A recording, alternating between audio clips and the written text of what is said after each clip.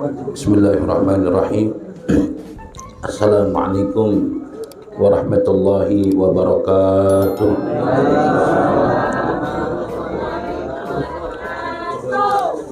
Alhamdulillahilladzi ja'ala Rajaba syahrullah wa Sya'ban syahri wa Ramadan syahru ummati.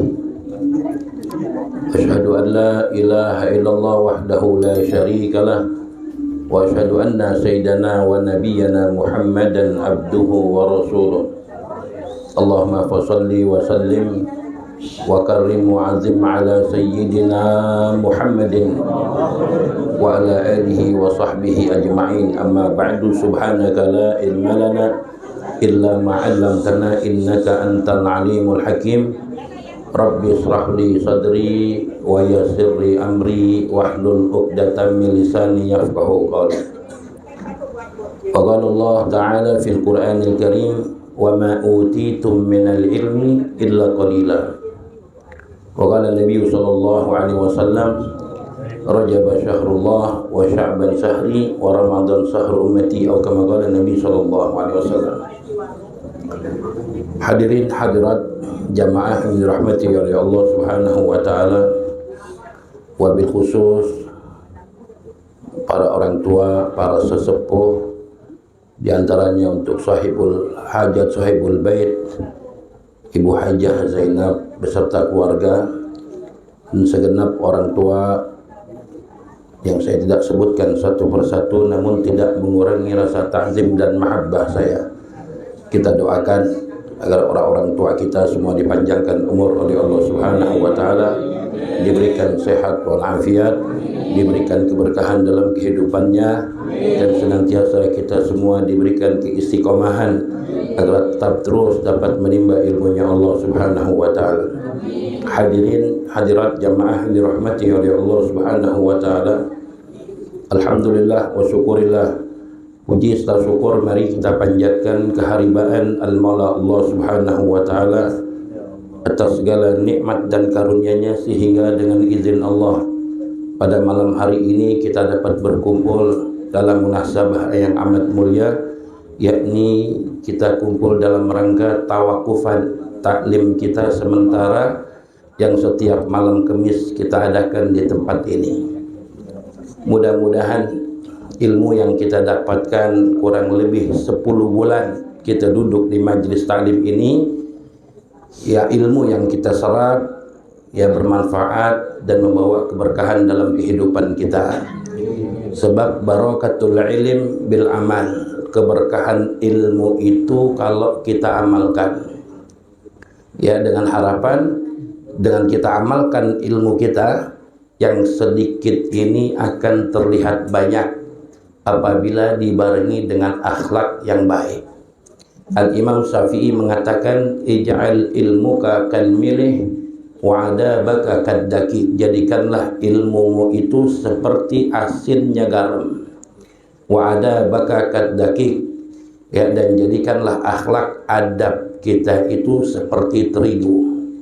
Orang kalau ilmunya banyak tapi nggak punya akhlak, ya orang ini ilmunya nggak dipakai sama orang. Tapi kalau orang ilmunya sedikit, akhlaknya bagus, ilmu yang sedikit ini akan terlihat banyak lantaran ketutup dengan akhlaknya dia. Yang bagus lagi ilmunya banyak, akhlaknya banyak. Nah itu yang paling cakep. Ya, mudah-mudahan ilmu yang kita pelajari ini barokah manfaat dalam kehidupan kita. Hadirin hadirat jamaah dirahmati oleh Allah Subhanahu wa taala. Saat ini kita berada di bulan Sya'ban. Bulan Sya'ban ini bulan yang diapit oleh 2 bulan yang mulia, bulan yang besar, yakni Rajab dan Ramadan. Ya, bulan Sya'ban ini keistimewaannya sama dengan keistimewaannya Nabi kita Muhammad SAW dibanding nabi-nabi yang lain. Ya, Nabi dibanding nabi yang lain, nabi kita Muhammad nabi yang paling mulia.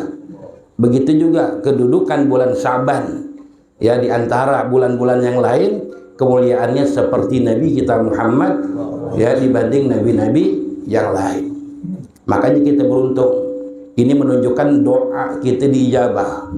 Sebab dari awal Rajab kita selalu berdoa, Allahumma barik lana fi Rajab wa Sya'ban wa balighna Ramadan. Rajab sudah kita tinggalkan, kita masih dalam keadaan sehat walafiat. Sekarang justru kita sudah masuk pertengahan bulan Sya'ban atau bulan Roah. Kita juga masih dalam keadaan sehat walafiat. Mudah-mudahan kita disampaikan oleh Allah kepada bulan Ramadan. Bulan Sya'ban ini bulan luar biasa. Makanya dikatakan bulan Sya'ban, ya, sebab di mana Allah Subhanahu wa taala memberikan kebaikan-kebaikan kepada umat baginda Nabi kita Muhammad sallallahu alaihi wasallam. Kita tahu bahwa di malam nisfu Sya'ban, yang dimana baginda Nabi kita Muhammad sallallahu alaihi wasallam sedang tidur ketika itu dengan Aisyah radhiyallahu anha, malaikat Jibril ini datang mengatakan, "Gum ya Muhammad, irfa' ra'saka wa yadayka ila sama." Ya, bangunlah ya Muhammad, angkat kepala dan kedua tanganmu. Kata Rasulullah, "Ma hadhil lailah ya Jibril?" Ini malam apa wahai Jibril? "Hadhil lailah tuftahu fiha abwabas sama." Ini malam Allah sedang buka pintu-pintu langit. Dalam riwayat, pintu langit yang dibuka pada malam nisfu Sya'ban 300 pintu langitnya Allah dibuka oleh Allah Subhanahu wa taala. Kalau itu malam kita umat Rasulullah, kita memohon, berdoa, munajat kepada Allah, doa kita tidak akan ditolak oleh Allah Subhanahu wa taala. Makanya dalam hadis Rasulullah sallallahu alaihi wasallam beliau bersabda, "Khamsun layalin la turaddu fiha an-nadawa." Ada 5 malam yang apabila kita berdoa, doa kita tidak akan ditolak oleh Allah Subhanahu wa taala. Salah satunya adalah malam nisfu Sya'ban. Ya, ketika itu Nabi dibangunkan oleh malaikat Jibril, bangun Rasulullah. Ya, ketika bangun Nabi langsung keluar dari rumahnya. Gak lama Aisyah radhiyallahu anha, istri Rasulullah, ngendusin. Ya, ketika melihat di sampingnya Rasulullah sudah nggak ada. Dicari Rasulullah di ruang tamu, kali sholatnya nggak ada Rasulullah. Dicari ke dapur, Rasulullah nggak ada. Ya, dicari kamar mandi, mungkin Rasulullah lagi kencing, nggak ada juga. Akhirnya apa? Aisyah keluar dari rumah Rasulullah mencari, ya, Rasulullah ke rumah istri-istri Rasulullah yang lain. Dicari istrinya yang pertama, kemudian diterusurin istrinya Nabi. Ternyata tidak mendapatkan baginda Nabi kita Muhammad sallallahu alaihi wasallam. Akhirnya Rasulullah Aisyah ke rumah Fatimah Zahra. Ketika mengucapkan salam, "Assalamualaikum ya Fatimah Zahra," dijawab Fatimah. Kemudian dibukakan pintunya oleh Fatimah. "Ada apa wahai Ummul Mukminin? Malam-malam engkau ke rumahku." "Aku mencari ayahmu Rasulullah." "Di manakah ayahmu? Apakah ada di sini wahai Fatimah?" "Ya, tidak ada wahai Ummul Mukminin." Ya, akhirnya Fatimah, Sayyidina Ali, Hasan, Husin, ya, bangun dan mencari di mana baginda Nabi kita Muhammad sallallahu alaihi wasallam. Dari rumah Rasulullah ke rumah Fatimah itu jaraknya 10 kilo. Malam-malam Aisyah itu keluar keliling nyari baginda Nabi kita Muhammad. Dicari masjid kiblatnya di masjid, ya, Kuba, kemudian dicari di masjid Rawdah, nggak menemukan Rasulullah. Ternyata Sayyidina Ali melihat pancaran nur cahaya Nabi kita Muhammad. Rasulullah ada di Baqi. Rasulullah ada di kuburan Baqi saat itu. Akhirnya Rasulullah kata Sayyidina Ali, "Ya Aisyah, wahai Fatimah, aku tahu Rasulullah ada di mana." Rasulullah ada di makam Baqi. Lihat cahayanya. Baginda Nabi Muhammad terpancar cahayanya. Akhirnya mereka semua nyamperin Rasulullah ke Baqi. Yang saat itu Fatimah mendapatkan Rasulullah sedang sujud sambil menangis Rasulullah. Kata Fatimah kepada Rasulullah, "Wahai ayahku, wahai Rasulullah, kenapa engkau menangis? Apakah engkau disakiti oleh seseorang ya Rasulullah?" "Tidak wahai anakku Fatimah. Aku datang kemari di malam nisfu Sya'ban. Aku tidak lain ingin mendoakan sahabat-sahabatku kaum muslimin yang ada di makam ini supaya mereka mendapatkan ampunan dari Allah Subhanahu wa taala. Supaya mereka mendapatkan cucuran rahmat oleh Allah Subhanahu wa taala. Sebab doa kita malam hari ini, apa yang kita minta akan diijabah oleh Allah Subhanahu wa taala. Makanya tradisi malam nisfu Sya'ban bedanya dengan Rasulullah. Kalau kita di masjid, di musalla, di majlis ta'lim, baginda Nabi Muhammad doanya di makam baqi ketika itu sama-sama berdoa. Makanya ulama-ulama kita, para kiai, para habaib ya mengajarkan kita ngumpul di masjid, kita ngumpul di musalla, ngumpul di majlis-majlis ta'lim, ya kita hidupkan malam nisfu Sya'ban. Yang pertama kita baca Yasin. Berapa kali? 3 kali kita baca Yasin. Yang pertama kita niatin buat apa? Kita minta kepada Allah. Yasin pertama panjang umur, sehat walafiat. Kita minta segala penyakit kita yang ada di badan dikeluarkan oleh Allah Subhanahu wa taala, agar kita bisa melaksanakan ketaatan kepada Allah Subhanahu wa taala. Itu kita minta. Kemudian yang kedua, Yasin yang kedua kita minta apa? Kita minta rezeki yang banyak, yang gampang, yang halal. Ya, kita berdoa tuh malam, doa kita diijabah. Yang namanya mau puasa, mau lebaran, kita butuh duit gak? Butuh duit. Beras naik, minyak naik. Gara-gara siapa ya? Gemoy. Ntar beras naik, butuh duit kita banyak. Minta sama Allah itu malam supaya rezeki banyak, ya rezeki kita gampang, ya kita minta malam itu diijabah oleh Allah Subhanahu wa taala. Kita kalau punya rezeki, duit kita banyak, enak. Ya, ini malam nisfu Sya'ban juga itu malam silaturahim kepada para arwah. Ya. Nah, kalau orang tua kita masih hidup, ya habis nisfu Sya'ban, ya kita datengin orang tua kita. Ya, kalau duit kita banyak kan enak. Kita datang ke rumah orang tua kita, mertua kita jalannya miring. Bawa beras. Berat. Kita bawa beras, bawa makanan yang didemenin sama orang tua kita. Ya, kita kasih duit segepok. Gira nggak orang tua kita? Anaknya 5, satu orang segepok aja. Ya, taruh 5 juta, 25 juta. Orang tua kita seneng nggak? Seneng. Terawihnya pol, bisa hatam 3 kali hatam. Enak. Ya duit ada, beras banyak. Gira nggak orang tua kita? Ini kita keluarin 5 juta buat orang tua kita setahun sekali. Kecil apa banyak? Kecil. 25 juta kita keluarin, anak kita 5, 25 juta kita dapat dari anak kita. Kecil apa banyak? Kecil. Nggak ada apa-apanya untuk balas kebaikan orang tua. Nih, enak duit kita banyak. Bahagiain orang tua kita. Apalagi di bulan Sya'ban. Kalau orang tua kita sudah meninggal dunia, habis nisfu Sya'ban, besok paginya kita ziarah ke kuburan orang tua kita. Orang tua kita udah nungguin tuh, ya nungguin anak-anaknya datang ke rumahnya, ya ditungguin sama orang tuanya. Nggak datang, anaknya satu orang pun nggak ada. Ya, orang kalau di bulan di nisfu Sya'ban, orang yang sudah meninggal dunia tuh menanti.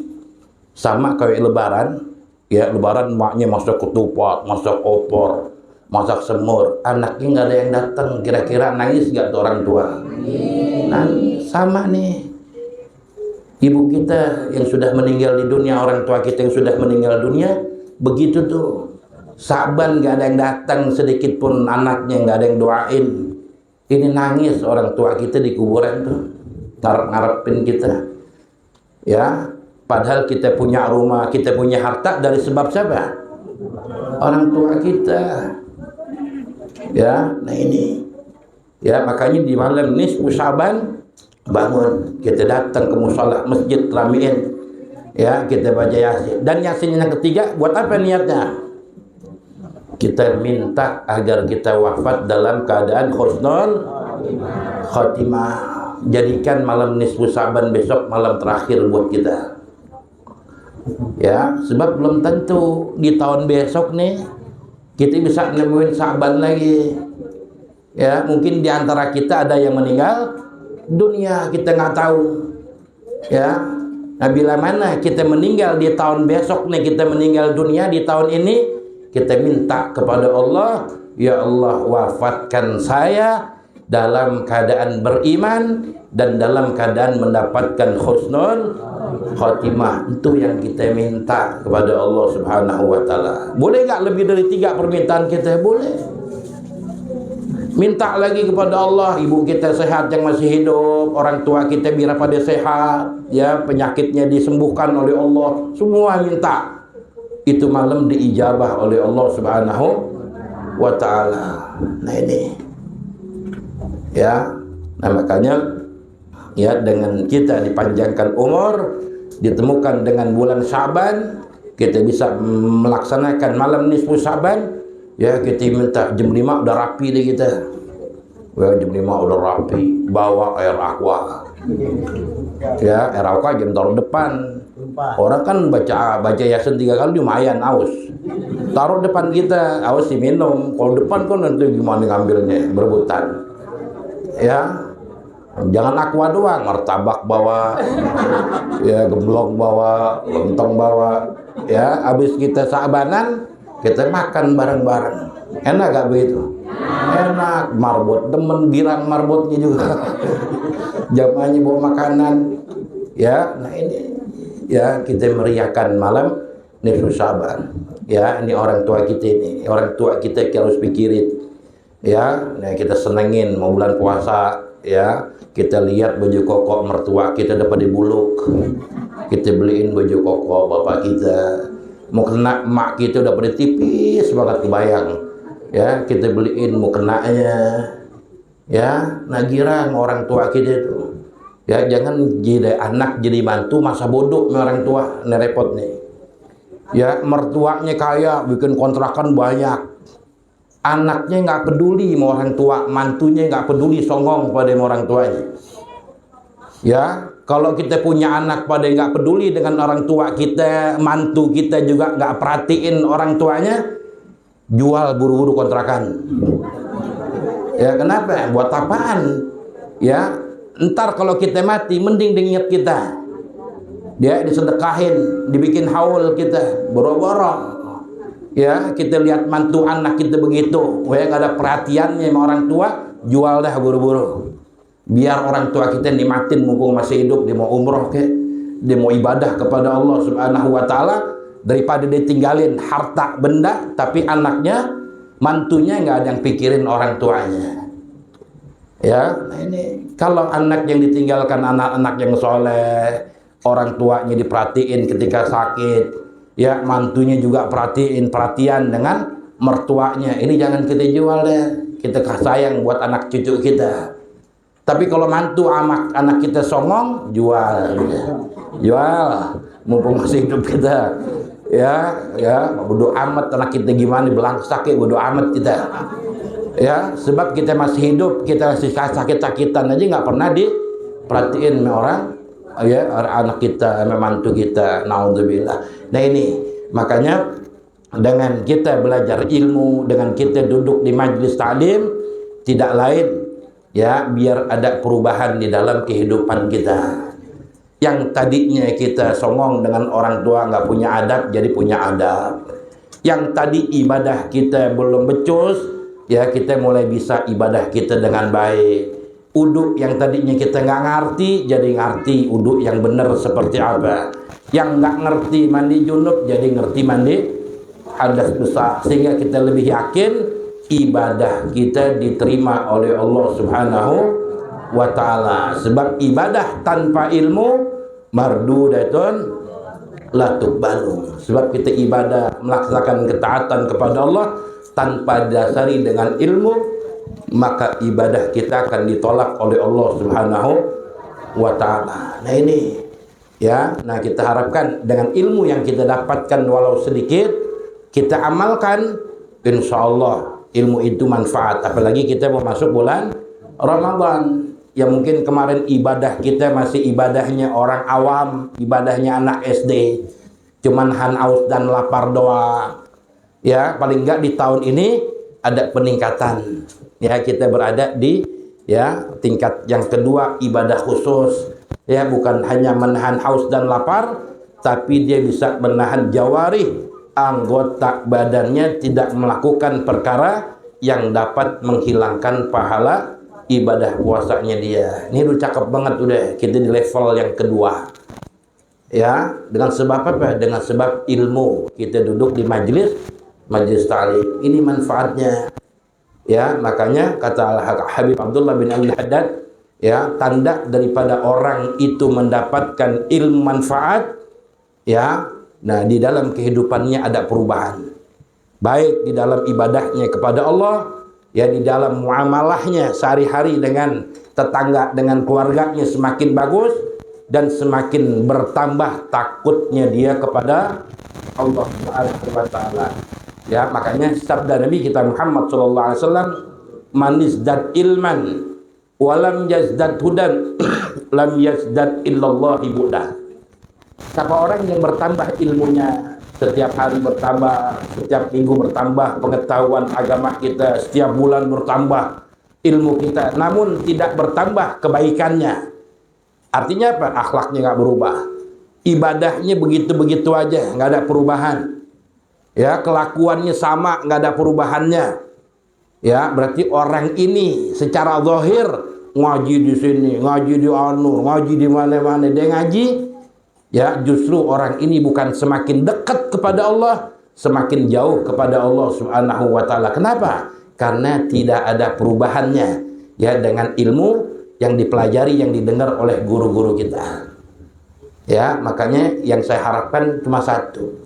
Walaupun kita belajar sedikit, yang penting masuk kuping kanan, keluar kuping kiri. Udah bagus, sudah cakep. Paling enggak 1-2 ada yang nyantel enggak? Ada, jangan tokalik. Ya, masuk kuping kanan, keluar kuping kanan, bego namanya. Ya, tuh ilmu nggak masuk. Ya, tuh ilmu nggak mau masuk. Kalau masuk kuping kanan, keluar kuping kiri, alhamdulillah. Ya, paling enggak 1-2 ada yang nyantel. Ya, itu. Ya, makanya keberkahan ilmu di situ. Makanya orang yang dapat keberkahan itu nggak bisa dilihat. Keberkahan itu nggak bisa dilihat oleh kasat mata. Beda dengan kepinteran. Kalau kepinteran kita bisa tahu, oh ini murid gue pinter nih. Oh si fulan murid gue pinter. Bisa kita lihat. Ya, belum tentu murid kita yang pinter ini berkah. Sebab keberkahan itu nggak bisa dilihat oleh mata. Kalau murid kita pinter, ya, tapi dia nggak punya hubungan baik dengan gurunya, jangan harap keberkahan guru itu didapetin. Al-Habib Abdullah bin Umar Syatiri, ya, beliau punya murid kesayangannya dulu. Ya, di Rubat ada salah satu muridnya Habib Abdullah Syatiri paling disayang dan paling soleh, alim. Diakuin bukan hanya di Tarim, di Hadramaut, bahkan seTarim, se-Yaman diakuin muridnya Abdullah Syatiri alim dan solehnya. Cuma karena dia merasa guru dan paling alim di Rubat ketika itu, ya, dia nggak peduliin daripada nasihat gurunya Habib Abdullah Syatiri. Nah, saat itu ada acara besar-besaran, semua kumpul ulama besar, ya, dalam acara pertemuan ketika itu. Nah, beliau ini muridnya Habib Abdullah Syatiri, ya, sebagai pembicara, diundang sebagai penceramah. Ya, cuma apa? Karena dia merasa pintar, merasa soleh, merasa alim, ya, dia pergi, ya, menghadiri acara tersebut tanpa izin atau pamitan dengan Habib Abdullah bin Umar Syatiri. Berangkat aja, ya, di masa pintar, di masa guru, ya, nggak izin dengan Habib Abdullah Syatiri. Ketika sampai di tempat acara, ya, dan ini salah satu muridnya diperintahkan untuk berbicara di atas panggung, ngucapin assalamualaikum aja nggak ketemu. blank, hilang semuanya. Ya, dan saat itu ada salah satu muridnya Abdullah Satri yang rumahnya nggak jauh dari tempat itu, hadir melihat keadaan seperti itu, ya langsung ditolongin, diturunin dari panggung, dibawa pulang. Ya, karena saat itu nggak bisa bicara, semuanya hilang hafalannya semua. Ya, nah akhirnya lapor muridnya nih ke Habib Abdullah Satri, ya Habib, si fulan begini begini. Ya, kata Habib Abdullah Satri, ya itulah. Ya, orang saat walaupun murid saya alim, murid saya soleh, namun tidak ada punya hubungan baik dengan guru, seperti itu keberkahannya nggak ada. Ya, apalagi masih tinggal di Rubat, yang di situ ada Habib Abdullah Satri, ya nggak pamit lagi. Ya, nah itu ya ilmunya hilang saat itu juga. Akhirnya sampai apa? Sampai akhir hayatnya, ya dia meninggal dalam keadaan susah, dalam keadaan miskin. Ya, jual arang di pinggir jalan. Ya, sampai seperti itu. Nah, ini kita harus punya hubungan baik. Jangan kita ambil doang gurunya ilmu kita, ya, tapi sedikit pun kita nggak punya hubungan baik kepada guru kita. Ini jangan. Kata Al-Habib Al-Haddad, kalau orang ingin mendapatkan keberkahan guru, ya, ngaji itu ada dua. Ada yang modelnya talaki, ada yang ngajinya itu model simai. Kalau orang yang modelnya ngajinya talaki, artinya bawa kitab dari rumah kita ngaji, depan kiai, depan guru kita langsung baca berdua. Ini namanya talaki. Langsung keberkahannya itu dapat kita. Tapi kalau ngajinya model simak, mendengarin doang, dengerin aja ngajinya nguping. Ya. Nah, kalau orang yang modelnya ngaji kuping, kalau dia pengen dapat keberkahan guru, ya, dia harus mahabbah. Salah satunya kepada guru, cinta kepada guru. Cintanya gimana? Bukan kita kudu salaman bolak-balik, bawain sendalnya, cium jubahnya, bukan. Ya, apa yang pernah kita dengar, yang pernah disampaikan oleh guru kita, itu kita amalkan di dalam kehidupan kita sehari-hari. Walaupun kita nggak pernah cium tangan, walaupun kita nggak pernah ngangkatin sendalnya, nyium jubahnya dan lain sebagainya, tapi setiap ilmu yang kita dengar, kita dapat, kita amalkan. Guru kita itu lebih tahu, ya, itu dia akan dapat keberkahannya. Orang kalau ngaji nguping kan beda-beda, ada kupingnya budek, ya jamaah kan masing-masing. Ada yang kupingnya benar-benar cakep pendengarannya, ada yang kupingnya agak budek, ya, ada yang ngaji datangnya telat mulu. Ya, dia tahu tuh, ya. Isa kurang 5 menit tidak datang baru. Ini repot nih. Ya, gurunya nerangin apaan, dia nerangin apaan. Ya, sebab Anda dapat fitnah dari murid sendiri gara-gara ini nih. Ya, gara-gara apa? Lagi nerangin bab wudu ada lagi terangin. Ada satu perkara yang dapat, ya, salah satu perkara yang bisa membatalkan wudu kan salah satunya apa? Bersentuhan dua kulit laki-laki dengan perempuan. Ada satu permasalahan, ya, suami dan istri bersentuhan, ya, dengan istrinya dalam keadaan wudu nggak batal, satu doang masalahnya. Ya, masalahnya seperti apa? Kalau Anda punya bini dua,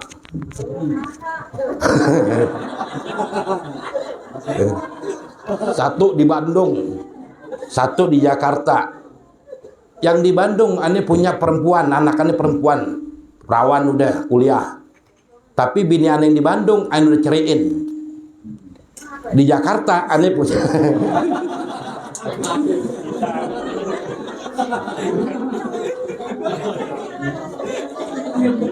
di Jakarta Ane punya, ya, bini satu lagi, ya, laki. Ane punya anak laki. Dia kuliah lah di Bandung, anak-anak yang laki. Kenalan sama anaknya itu perempuan, anak-anak juga sebenarnya. Ya, akhirnya anak-anak yang laki minta dinikahin. Karena jauh langsung aja nikah dah. Terus ngelamar-ngelamar langsung nikah. Sudah bawaan semua sampai nikah sampai sono, taunya itu anak aneh juga. Aneh ngomong sama anak aneh, "Bang, itu adek lu, jangan lu nikahin." Ya, ibunya dia, ya, ibu lo juga tuh. Ya, anak kita yang di Jakarta gak percaya, mana ada anak abah cakep begitu. Kata anak aneh yang Jakarta. Mungkin bang, nggak mungkin, nggak percaya nih anak aneh yang Jakarta. Selama nggak percaya anak aneh Jakarta dan anak aneh yang perempuan juga neterangin nggak percaya juga, ini nikahnya sah. Pernikahannya sah. Ya, dan apabila dia punya udhu salah satunya bersentuhan, ini nggak batal. Cuma satu doang masalahnya tuh, suami istri bersentuhan nggak batal kalau kasusnya nih murid aneh datangnya telat. Kata Ustaz Subhan, kita bersentuhan perempuan sama bini nggak apa-apa, nggak batal katanya. Ya, taunya dia bersentuhan sama bini nggak batal. Dia dengerin itu doang. Akhirnya ditegur masalah satu ustadz. Itu bener emang ngomong begitu? Ngomong apaan? Bersentuhan sama istri nggak batal. Kata siapa? Itu murid ente. Wah, jadi ini yang ngajinya telat. Ya, jadi fitnah jadinya. Ya, nah makanya ngaji nguping itu hati-hati. Kalau ngaji nguping datang dari awal. Ya, datang jangan tidur. Tidur berabe juga. Ya, datang dari awal, dengerin. Ya, makanya kalau kita nggak mau ngaji bawa kitab, bawa pulpen sama kertas. Yang penting yang kita dengar kiranya penting, catat. Ya, sebab yang namanya ilmu itu seperti binatang buruan. Kalau binatang buruan kita sudah tangkap, jangan kita pegang doang. Kudu kita apain? Ikat. Ikatnya dengan apa? Nih, tulisan. Tulis. Gitu udah datang pengajian, berarti kan udah dapat tuh kita. Buruan kita udah dapat. Nggak cukup dengan itu, tulis biar nggak lupa. Ya, nggak cukup dengan kita tulis. Sebab kata Al-Habib Hasan bin Abdullah bin Umar As-Sadri mengatakan al-ilmu laisa fi sutur walakin fi sudur. Ilmu itu bukan di tulisan. Ya, kalau sudah kita ikat, artinya kita tulis itu ilmu, kita hafalin.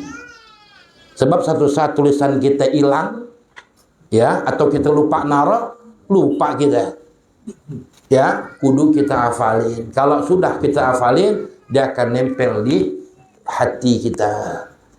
Ya, jadi al-ilmu laisa fi sudur walakin fi sudur. Ilmu itu bukan hanya di tulisan, tapi ilmu itu kalau sudah masuk adanya di dalam hati. Ya, nah alhamdulillah kita ngajinya megang kitab semua. Ya, nah ngaji kitab semua, mau bisa baca kayak kagak kayak bodo amat dah, yang penting megang kitab. Ya, guru kebet lagi deh. Ya, gimana ke caranya? Ya, nah mudah-mudahan ya kita semua diberikan keberkahan oleh Allah Subhanahu wa taala. Ya, ilmu kita manfaat dan barokah. Ya, dan hajat-hajat kita di bulan Syaban, doa-doa kita semua dijabah oleh Allah Subhanahu wa taala. Yang terakhir, saya atas nama guru di tempat ini, mungkin saya orang yang paling banyak bicara, orang yang paling banyak ngomong, tentu paling banyak dosanya. Ya, jadi kalau ada kata-kata ya yang menyinggung dan lain sebagainya, saya mohon dibukakan pintu maaf yang sebesar-besarnya. Ya, kita hamba nggak lepas dari salah dan dosa. Ya, jamaah juga aneh maafin, dan saya juga minta maaf atas segala kekurangan, kekhilafan, ya kesalahan saya di dalam mengajar. Saya mohon dibukakan pintu maaf yang sebesar-besarnya. Kiranya hanya ini saja yang saya bisa sampaikan. Kurang lebihnya saya mohon maaf. Wabillahi taufiq wal hidayah. Wassalamualaikum warahmatullahi wabarakatuh.